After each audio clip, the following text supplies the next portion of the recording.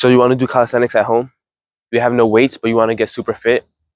Well, calisthenics is the way to go. This is part 1 of how to do calisthenics. So today we're going to go over push-ups. This is part 1 of how to start calisthenics. So depending on where you are, you start with push-ups. Do at least 100 every other day. Like this. So don't go like this. Don't do this. Have it more in the center, like this. Go all the way down and up. If that's too hard for you, do knee push-ups like this.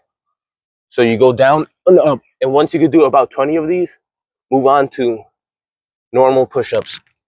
And once that gets easy, do archer push-ups, which is straight arm down, then down and up. And this is basically a chest fly on one hand and then a kind of one arm push-up on the other side of press. I also forgot to mention explosive push-ups, which is pretty good for developing power. Working on explosive movements is a foundational exercise. Also, once you get the hang of doing push-ups, normal push-ups, you could do elevated push-ups. And once you get that down, you can move on to pike push-ups. Pike push-ups, you can start on the ground like this. You put your feet super close and go down.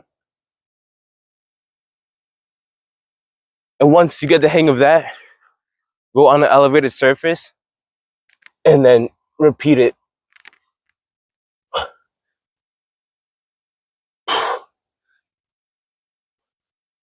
Also, once you get the hang of that, you could do handstand push-ups facing the wall and also facing against it. And all these target the chest, but also triceps and other muscles, because calisthenics is a compound movement exercise, meaning it targets not only one muscle, but other muscles. That's why you see calisthenics athletes having a super defined physique. You could also do tricep dips, which straight feet and then down. If that's too hard, you could do feet like this and then down. And while you practice all these, try to work on your skills, like the handstand. Keep doing attempts. The most important step is to learn how to bail out like that. And once you learn how to bail out, start practicing the handstand. You put your hands straight, look in between your hands, shoulders out, and then up.